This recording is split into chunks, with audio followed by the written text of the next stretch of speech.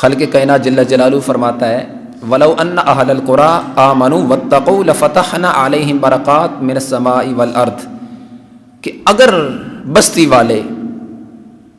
زمین والے، بستی والے ایمان لائیں اور ایمان لانے کے بعد وہ تقوی اختیار کریں، پرہیزگاری اختیار کریں، مجھ سے ڈر جائیں، تو اللہ تعالیٰ فرماتا ہے لَفَتَحْنَا عَلَيْهِمْ بَرَكَاتٍ مِّنَ السَّمَاءِ وَالْأَرْضِ، تو ہم ضرور ان پر زمین و آسمان سے برکتیں کھول دیں گے۔ یعنی آج جو ہم رونا روتے ہیں نا کہ معاشی بڑی تنگی ہے، حالات بڑے تنگ ہیں، حالات بڑے خراب ہیں، اللہ تعالیٰ نے تو اس آیہ کریمہ میں ان حالات کی تنگی اور رزق کی تنگی اور معاشی تنگی اس کا حل بتایا ہے۔ آج تو ہم زمین میں رزق تلاش کرتے ہیں، دوڑ لگاتے ہیں، اللہ تعالیٰ فرماتا ہے کہ تم مجھ سے ڈر جاؤ، میں زمین سے نہیں بلکہ آسمان سے بھی تمہیں رزق دوں گا۔ یعنی کتنا اللہ کی ذات نے جامع نصاب ہمیں دیا ہے۔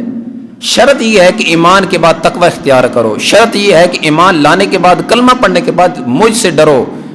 میری ذات کا خوف اور ڈر اپنے دل میں رکھو، اور پھر اس کے بعد تم رزق تلاش کرو، تو وہ رزق دیکھنے میں اگرچہ تھوڑا ہوگا لیکن اس میں برکت شامل حال ہوگی۔ یعنی پہلے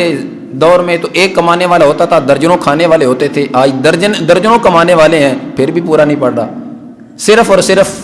ہم نے ایمان تو قبول کیا، کلمہ تو ہم نے پڑھ لیا، لیکن کلمے کے بعد جو دوسرا مقام تھا تقوی و پرہیزگاری کا، ہم اس کو بھول گئے۔ ہم اس کو معاذ اللہ پس پشت ڈال کے کہتے ہیں کہ ہم پہ معاذ اللہ تعالیٰ کی ذات کا اس صورت میں کہ مشکل کے لیے مجھے اللہ کی ذات نے دیکھا ہے، ہر مشکل مجھ پر ہی آ رہی ہے، یہ ہو رہا ہے وہ ہو رہا ہے۔ نہیں، اللہ کی ذات کی طرف سے کبھی بھی ایسا نہیں ہوتا۔ یہ تب ہوتا ہے کہ جب انسان اپنے اندر سے ایمان قبول کرنے کے بعد جب اس کا ڈر نکال دیتا ہے، جب وہ شترا بے مہار بن جاتا ہے کہ کوئی نہیں، میری زندگی ہے، میں اس کو جیسے گزاروں، میری مرضی۔ جب انسان اس طرح کی جب باتیں، گفتگو اور سوچنا شروع کر دیتا ہے تو پھر اللہ کی ذات کی برکت اس کی شامل حال نہیں ہوتی، بلکہ اس کا جو عذاب ہے،